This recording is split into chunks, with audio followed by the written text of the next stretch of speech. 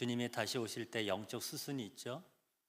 질병이 있고 그 다음에 전쟁이 있습니다. 그 다음에 이제 식량과의 이제 싸움이 있는 거죠. 가뭄이죠. 뭐 늘 똑같다고 그럴 수도 있겠지만 그러나 그 강도는 다른 거죠. 주님이 우리를 깨우시는 시간입니다. 우리나라 정세도 정치적 상황도 경제적 상황도 너무 어렵습니다.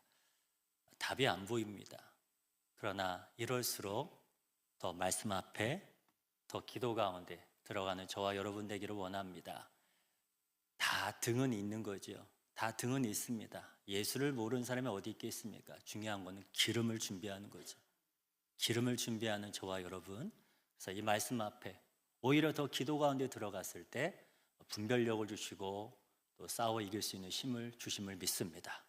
오늘 수요 저녁 예배가 그런 은혜가 있기를 주의 이름으로 선포하고 축원합니다.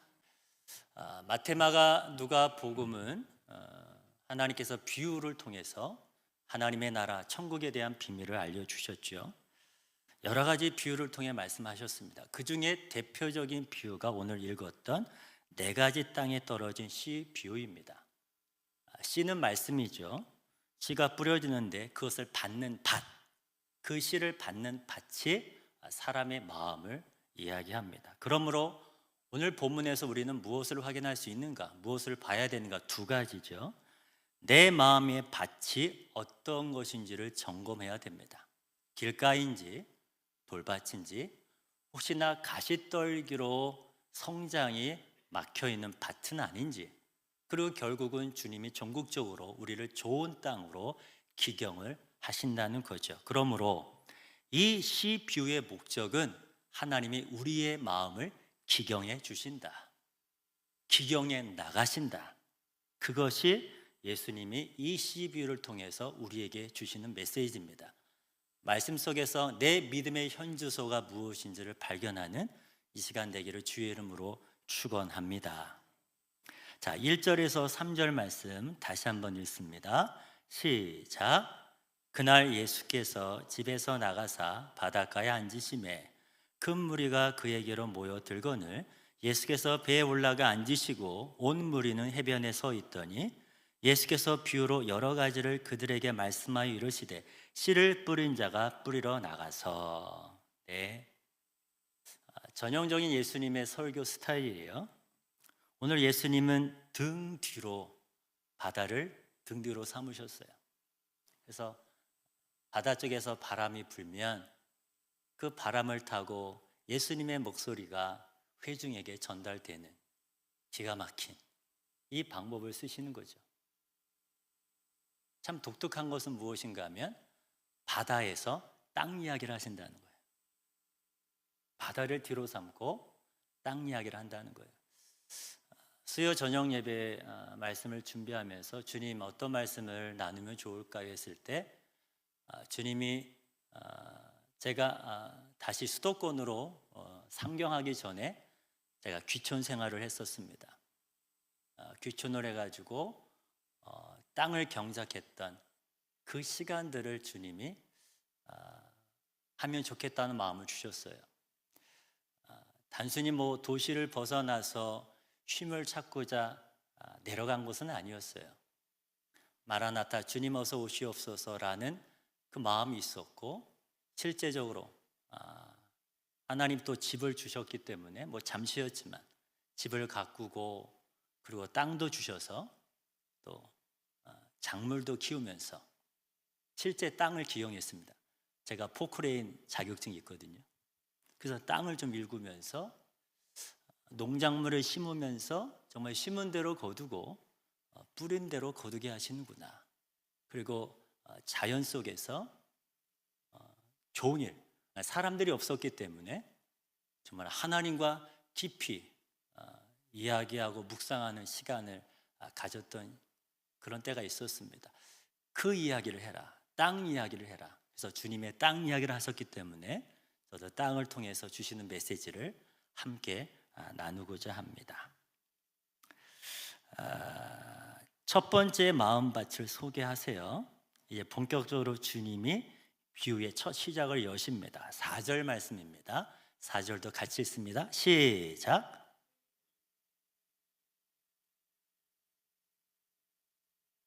네 가지의 마음밭을 얘기하는데 스타트 첫 시작은 길가예요.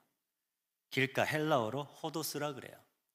이 뜻은 무엇인가 하면 사람이 많이 다니는 통로였고 그다음에 밟혔기 때문에 딱딱한 거예요. 그 딱딱한 땅에 씨를 뿌렸는데 씨가 들어가지 않는 거죠. 그리고 그 남아있는 씨마저도 새가 먹는다는 거죠. 여기서의 새는 악한 자, 마귀를 상징합니다. 이 길가 같은 밭이 있어요. 굳어진 마음이에요. 복음을 전하는데도 불구하고 그 복음을 받아내지 못하는 굳어진 마음밭이 많이 있습니다. 또 하나, 말씀을 들어도 흡수하지 못하는 땅이 길가, 아주 굳어버린, 아주 돌처럼 딱딱한 땅을 이야기하는 거죠. 어떤 사람은 말씀은 듣지만 그 말씀이 들어가지 않는 것도 있지만 설사 들어가도 금방 잊어먹는 사람들도 있어요. 그리고 다시 예전의 생각으로, 자기의 생각으로 돌이키면서 말씀이 금방 날아가는 사람들도 있는 거죠. 생각을 단속하지 못하는 경우예요. 또 머리가 너무 복잡한 거예요. 행여 예배를 하면서도 집에 빨래를 생각하는 사람도 있고, 예배를 하면서도 예배 끝나고 내가 배고프니까 이걸 먹어야지라고 음식을 생각하는 사람들도 있어요. 네. 뭐가 되었든 자꾸 생각이 날아가는 거예요. 찾아오지만 또 날아가요. 우울증이 있는 분들도 계시죠. 어떤 면을 길가입니다. 과연 그러면 이 길가인 이 밭을 어떻게 경작하면 좋을까? 시골에서는요, 경작의 시작을 1월부터 해요. 1월부터 경작이 시작됩니다. 땅이 얼어붙었죠. 가장 추운 달이 1월 아니겠습니까? 그래서 그 굳은 땅을 기경함에 있어서 필요한 것이 굴삭기 포크레인이에요. 이 삽으로 안 되죠. 들어갈 수도 없어요. 영하 막 10도, 15도. 제가 있었던 곳은 진짜 15도, 20도까지 떨어지는 산골짜기였으니까요. 그래서 굴삭기로 땅을 깊이 파서 갈아 엎어버립니다. 이것을 밭갈이라 그래요. 따라해 봅니다. 밭갈이. 오늘은 한번 이런 것도 배워보는 시간이에요. 네, 밭갈이. 왜 포크레인으로 밭갈이 합니까? 그 굳은 땅을 뒤엎을 때요, 그 땅 밑에 있는 이 잡초의 뿌리까지 다 뽑아내는 게 밭갈이에요. 우리는 다 준 것 같죠? 아니요. 그 땅 밑에 잡초의 뿌리들이 있어요. 그래서 뒤엎어야 돼요. 그래야 깨끗한, 내가 원하는 작물을 키울 수 있는 거예요. 또 하나, 눈에 보이는 흙이 전부가 아니고 새로운 흙을 퍼야 돼요. 그래서 땅을 뒤엎어서 새로운 흙이 올라와서 공기를 쉬어야 돼요. 햇빛을 받아야 돼요. 그것이 땅이 기경되는 거예요. 그래서 강력한 힘이 필요한 게 굴삭기예요. 자, 이거를 영적으로 풀어가면 길가밭은요, 어떻게 풀릴 수 있어요? 그 딱딱한 심령이 어떻게 풀리냐고요? 성령의 불이 떨어져야 돼요. 답이 없거든요. 너무나도 강팍하기 때문에 정말 성령의 불방망이를 맞아야 돼요. 우리의 기도가 어느 순간 너무 나이스한 거예요. 너무 교양 있게 기도하는 거예요. 아니요. 신앙은 절대 고상하지 않거든요.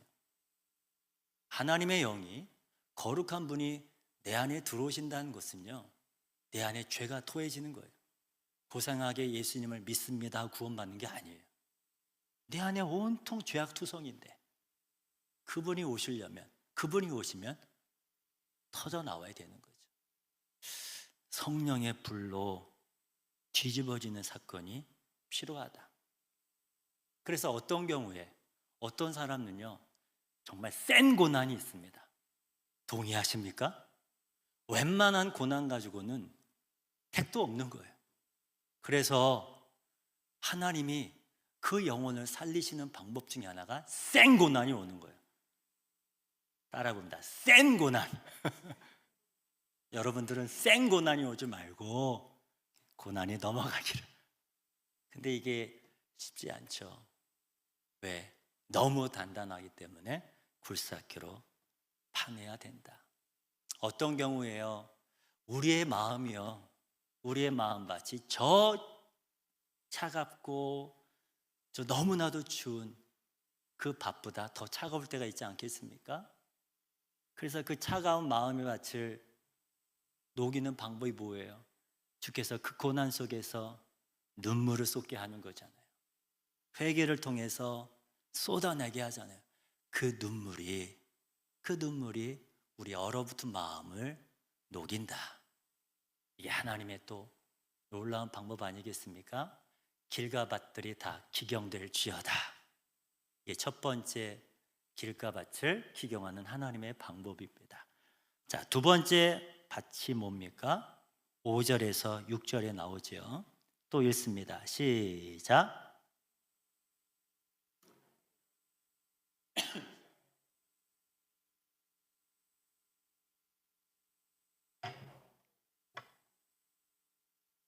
네, 돌밭이에요. 헬라어로 리토스라 그래요. 돌이 많아서요, 돌 때문에 뿌리가 났는데 더 깊이 내려가지 못하는 경우예요. 새싹이 나왔어요. 길가보다 낫죠. 새싹이 돋았는데 뿌리가 견고하지 못하기 때문에 곧 이내 마르는 거예요. 마음의 돌밭이란 무엇입니까? 우리 마음의 돌밭이란 무엇입니까? 처음에는 아멘도 해요. 예배에도 참석해요. 안 하는 건 아니에요. 믿음이 없는 것도 아니에요. 그런데 지속하지 못하는 거예요. 열심을 내요. 열심이 없는 게 아니에요. 근데 오래 가지 못하는 거예요. 왜 그럴까? 왜 그럴까? 말씀이 없는 거예요. 양육의 부재예요. 경험으로 하는 거예요. 내 의지를 너무 발동한 거예요. 근데 바닥에 나는 거예요. 동력이 떨어졌습니다. 왜 동력이 떨어졌습니까?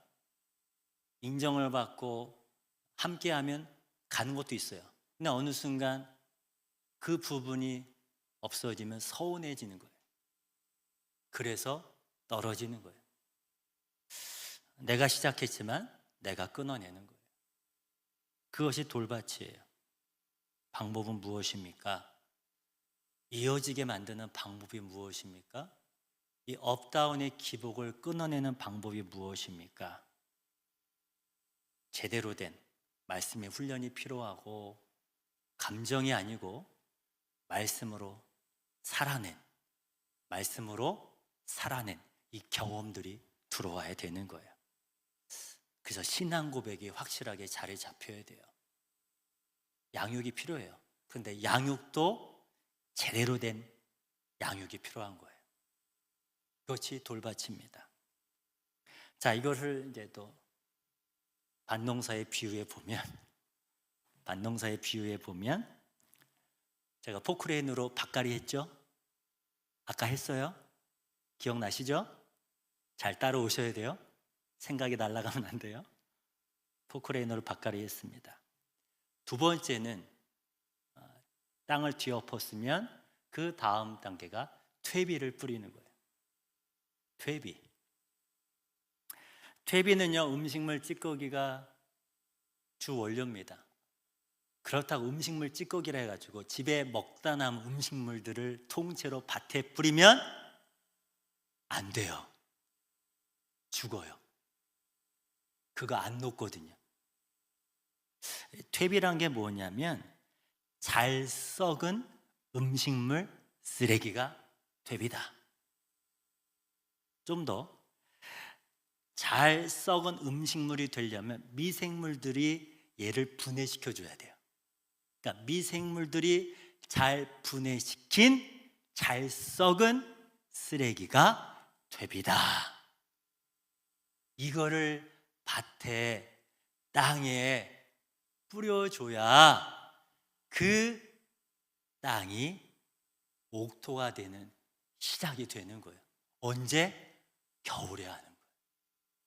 언제? 포크레인으로 엎고 나서, 언제? 새 흙을 뒤엎고 나서 퇴비를 뿌려준다. 이 퇴비가 제대로 된 양육의 시작인 거예요.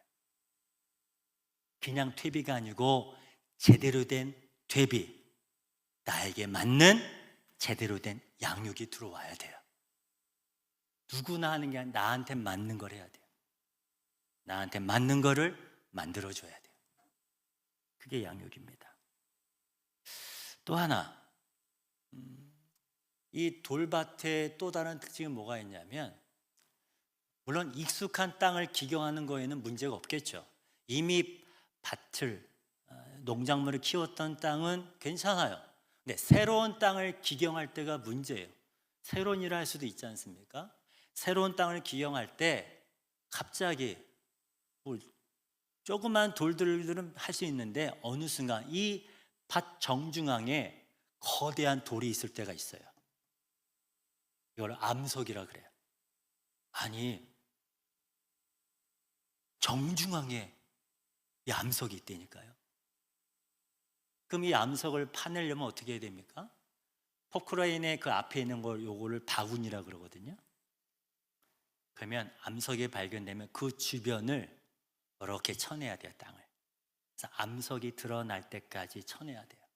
그럼 말씀은요, 우리 안에 들어오면 이 쓴뿌리들을 드러내게 하는 거예요. 요게 싫다고 밭 기경하는 걸 포기하겠습니까? 이런 분들이 많거든요. 여러분, 하나님께로 가면 갈수록 찌꺼기들이 드러나야 되는 거예요. 말씀 앞에 들어오면 트러블이 있는 거예요. 어려움이 있는 거죠. 갈등이 있어요. 그래서 갈등이 충만하다는 것은 내가 살아나고 있다는 뜻이기도 해요. 여기에 머무르면 안 돼요. 이 자기의가 꺾이는 게 필요한 거죠. 그래서 돌을 살살 옆에 흙을 치면 돌이 이렇게 보여요. 봤더니 어마무시한 돌이에요. 그럼 어떻게 해야 돼요? 이 바구니로 안 돼요. 크면. 그때 이 바구니를 바꿔요. 뭘로 바꿔요? 해머로 바꿔요. 요거. 모서리. 요거를 어디를 깨요? 옆에부터 깨는 거예요. 정중앙에 안 깨지거든요. 옆에부터 깨져요. 여러분, 말씀으로 젖어드는 시간이 필요해요. 뭐 하루에 끝납니까? 아니 40년 동안, 때로는 400년 동안 애굽의 노예로 생활했는데 어떻게 며칠 만에 내가 바뀌겠어? 그 자체가 욕심이고 우상천지예요. 그러니까 옆에부터 돌을 깨요. 얼마까지, 언제까지 돌을 깨야 됩니까? 바구니로 퍼낼 때까지. 뚜뚜뚜뚜뚜뚜. 가장자리부터 예배 속으로 들어가고 하나님께 더 가까이 가면 갈수록 성령께서 우리의 겉사람을 다루시고 죽이시고 모서리 난 부분을 깨십니다. 왜요? 우리의 속사람이 바뀌어야 되기 때문에 그렇습니다. 주님께 가야 되잖아요. 구원의 역사가 일어나야 되잖아요. 나로부터 구원이 중단되는 것이 아니라 구원은 나로부터 시작된다. 할렐루야! 이게 돌밭을 기경하는 거예요. 양육을 받을 때요, 양육을 받을 때 어색할 수 있습니다. 또 자기를 포장할 수도 있어요. 그렇지만 그 양육하는 속에 들어옵니다. 또 하나, 우리가 목장에 들어가죠.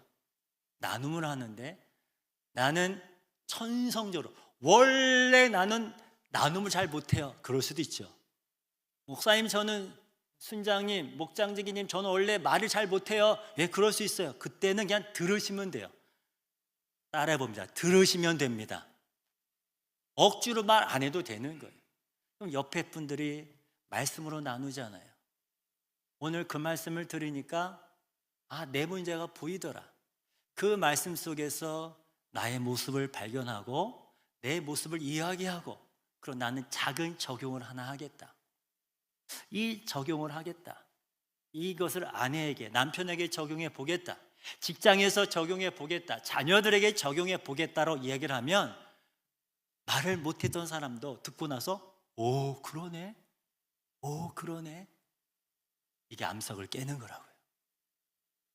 이게 암석을 깨는 거라고요. 말씀 공동체에서 말씀을 듣다 보니까 나도 모르게 내 안에 암석이 깨지고 또 보이지 않던 암석이 드러나서 하나님이 나중에는 내 입에서 터지게 나오는 거예요. 나도 모르게 내 입이 열리는 거예요. 성령께서 내 입을 여시는 거예요. 사람이 마음으로 믿어 의에 이르고 입으로 시인하여 구원에 이르느니라. 이게 교회입니다. 이게 말씀 공동체의 파워죠. 돌밭은요 스스로 못 바꿔요. 어떻게 바꿉니까? 여러분, 견고한 이 생각의 짐들을 어떻게 바꿔요? 혼자서요? 돌을 깨닫습니까? 돌을 배우시면 깹니까? 안 돼요. 이 돌을 깨는 방법은 인정해야 돼요. 그리고 성령의 굴삭기, 말씀의 굴삭기가, 말씀의 그 해머가 나를 깨울 수 있도록, 나를 깰 수 있도록 들어와야 돼요. 목장으로, 공동체로, 예배 속으로 들어와서 열어놔야 돼요. 그러면 깨집니다. 그런 공동체가 있습니까? 그런 교회가 있다면 살아날 줄로 믿습니다. 이거죠. 이게 돌밭이에요. 이제 주님이 세 번째로 우리를 이제 끌어가시죠. 세 번째는 밭이 아니라 독특하게 가시떨기가 문제라 그래요. 가시떨기가 뭔지를 7절에서 확인해 봅니다. 7절 같이 읽습니다. 시작.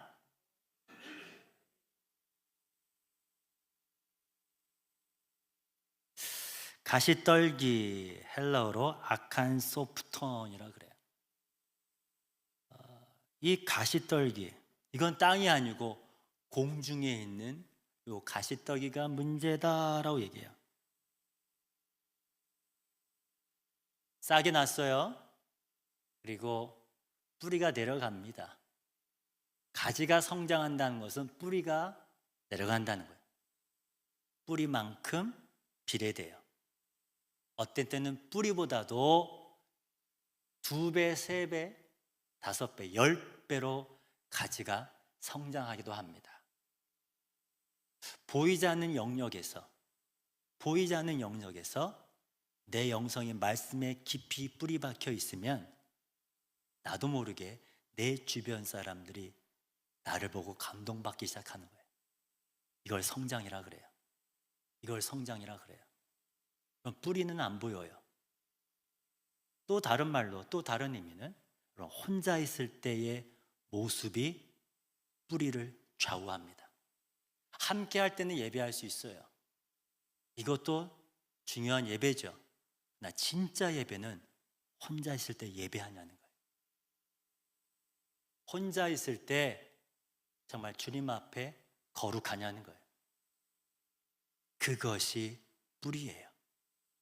거기에 따라서 오히려 함께하는 예배보다 혼자 있는 시간의 그 모습이, 그 영성이 성장을 좌우하는 거예요.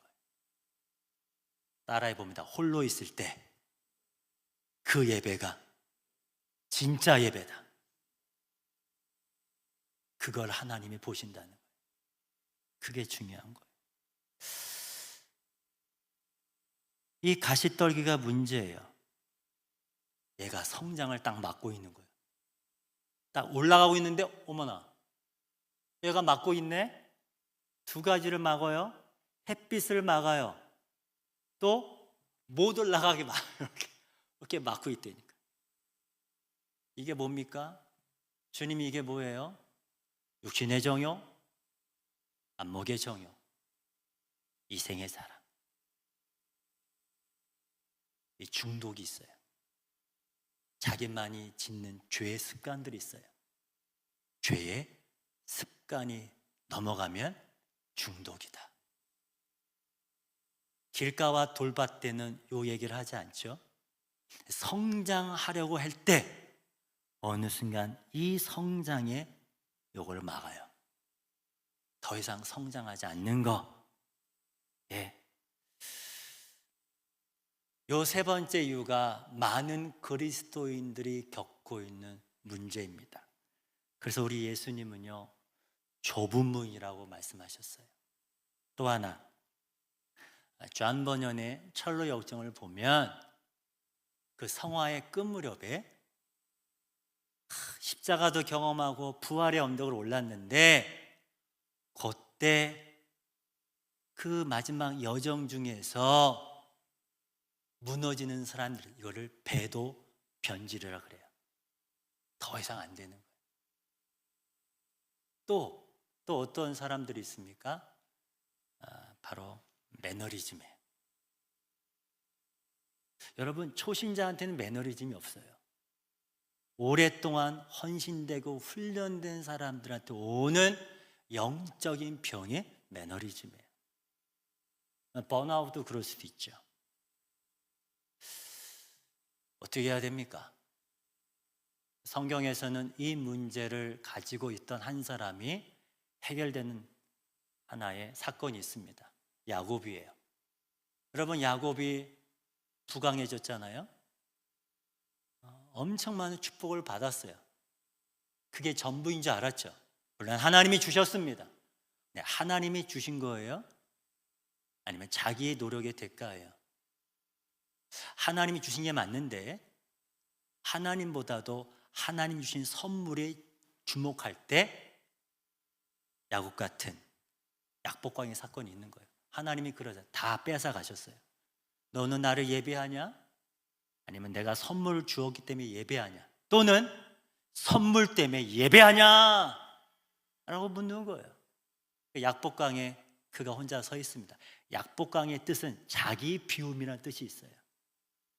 다 비워질 때, 정말 이것이 없어질 때도 내가 하나님을 예배할 수 있는가? 내가 그 자리를 사수할 수 있는가가 테스트예요. 그게 약복강이에요. 하나님이 우리를 그렇게 인도하시는 거죠. 또 하나, 이 가시밭은, 이 가시떨기는 무슨 의미가 있을까? 좀 전까지 몰랐어요. 근데 예배하면서 떠올랐어요. 여러분, 이 가시떨기는요, 갑자기 생긴 게 아니에요. 갑자기 쑥 커진 게 아니죠. 처음부터 있었어요. 나와 함께 있던 거예요. 원래 그 밭에 있었어요. 무슨 말인가 하면 내가 아직도 제거하지 않고 그냥 묻어두고 가는 거예요. 나는 이 문제를 스킵하더라도 하나님은 용납하지 않으실 때가 와요. 지금은 넘어가시지만 하나님이 오케이 한 것은 아니에요. 때가 되면 하나님이 그 부분을 건드릴 때가 와요. 이걸 넘어가야 영광에서 영광으로 가는 거죠. 그리고 가시떨기는요, 한 번에 뽑히는 것도 아니라는 거예요. 계속 뽑아야 돼요. 언제까지? 성장을 막는 그 하나를 다 뽑을 때까지 뽑아내야 된다. 주님 오시는 그날까지, 나의 삶이 다하는 그날까지. 그래서 겸손으로 가는 거예요. 이거를 성화라 그래요. 사도 바울은 이 부분을 명쾌하게 이렇게 얘기합니다. 내가 날마다 죽노라. 예, 이게 복음의 여정이죠. 이게 우리를 하나님이 만들어 가시는 거예요. 결국은 주님이 우리를 왜 그렇게 인도하십니까? 그 답이 8절에 나옵니다. 8절에 있습니다. 시작. 더러는 좋은 땅에 떨어짐에 어떤 것은 100배, 어떤 것은 60배, 어떤 것은 30배의 결실을 하였느니라. 아멘. 그리고 9절에 귀 있는 자는 들으라. 귀 있는 자는 성령의 교회들이 하시는 말씀을 들을지어다. 좋은 땅이 되기를 원합니다. 아멘. 100배, 60배, 30배의 결실이 맺는 인생이 되기를 원합니다. 주님이 더 원하세요. 나보다 주님이 원하시고 이 나라의 민족의 교회가, 우리의 가정이, 기업이 그렇게 되기를 나보다 주님이 더 원하시는데, 그러면 수순을 밟아야 돼요. 이 점검을 하고 가셔야 돼요. 이 믿음의 현주소를 확인하고 내 상태를 알고 이 부분을 뿌리 뽑아야 됩니다. 이거 없이 구원이 없고요, 이걸 통과해야 정말 예수 믿는 축복이 무엇인지, 물론 축복이 다 기복은 아니죠. 잘 되는 게 축복이 아니죠. 잘 되지 않아도 최고의 축복은 감사다, 자족이다. 십자가를 져도 부활의 영광이 있기 때문에 그 십자가를 기꺼이 통과하는 마음, 이것이 축복이죠. 이것이 되려면 기경이 돼야 됩니다. 성령의 불로 포크레인으로 뒤집어 엎어야 되고요, 말씀으로 돌을 제거해야 되고요, 성장을 방해했던 무기로 매너리즘, 뭐가 됐든 상처가 되었든 주님 이 문제가 치유될지어다 하고 토해내는 기도와 뜨거운 예배가 일어나야죠. 이 과정을 기꺼이 경험해야 됩니다. 냉랭하면, 다시 필요하다 그러면 작정해야 되는 거예요. 이런 예배 속으로 들어가야 됩니다. 그러면 좋은 땅이 됩니다. 좋은 땅은 내가 하는 게 아니에요. 나는 여기에 순종을 하면, 내가 이 단계에 있다 그러면, 주님 내가 좋은 땅이 되기를 원하면 무릎을 꿇으면 주님이 성령의 포크레인으로 뒤엎으십니다. 이걸 경험해야 돼요. 하나님께서 지난 1년 동안 금융구를 기경해 주셨어요. 그 사건이에요. 정말 돌밭이고 길가고 가시밭이에요. 그리고 요새 어떤 아이들이 복음을 듣겠습니까? 어떤 학교가 예배를 합니까? 기독교 학교도 예배가 안 되는 타이밍에 하나님의 거기를 여셨어요. 하나님의 방법이에요. 거기에 남은 자들의 기도가 있었어요. 그 돌밭인 아이들, 길가밭인 아이들에게 복음이 들어간 거예요. 그 1년이 된 이번 주 금요일 날 부활절 전도 집회를 합니다. 소강당으로 스테이지로 옮겼습니다. 아이들 120명을 콜했습니다. 햄버거 120개가 준비돼요. 왜? 밥 대신 그걸 주면서 오라고 하니까. 학교에서 전무한 일이에요. 개교 50년 이래 초창기에 좀 예배했던 게 다 무너졌는데, 그 예배가 된다는 자체가 학교장과 모든 리더십들에게 도전이에요. 왜 그렇습니까? 성령의 불로 주께서 그 밭을 기경하면, 밭이 기경되면 열매를 하나님이 맺어주시는 것입니다. 여러분, 열매 때문에 힘들고 열매를 보지 말고 열매가 맺히기 위해서 내 밭의 현주소를 알고 그 밭이 기경되기를, 여기에 목적을 갖고 나가면, 그것을 인정하고 나가면, 주님이 오십시오라고 주님을 초청하면 그분이 때가 되면 들어오십니다. 아무리 단단한 차갑고 얼어붙은 땅이랄지라도 성령의 불로 임하시면 바뀌어지는 역사가 일어날 줄로 믿습니다. 말씀을 마무리합니다. 9절에 귀 있는 자는 들으라 하셨습니다. 예, 주님 내가 듣습니다. 그리고 기경되기를 원합니다. 우리의 마음밭이 기경되어야 합니다. 나는 지금 어떤 밭입니까? 길가밭이라면 성령의 불이 임하게 하여 주십시오. 내가 돌밭입니까? 이 굳어진 마음, 하나님 매너리즘, 하나님이여 지속하지 못하는 이 문제, 하나님이여 말씀의 불로 임하여 주십시오. 내 안에 암석 같은 것이 있습니까? 그 문제에 중독이 있습니까? 토해져야 될 죄의 몫이 있습니까? 아니면 반복적인 습관들이 있습니까? 성령의 굴삭기로 깨트려 주십시오. 하나님이여 성장을 방해하는 익숙한 이 무기력, 잘못된 페이크들, 하나님의 나의 잘못된 생각들이, 견고한 진들이 예수의 이름으로 깨질지어다. 예수의 이름으로 깨질지어다. 이 시간 뜨겁게 기도할 때에 성령이여 하늘 문을 열어주시고 우리의 마음 가운데 오시옵소서.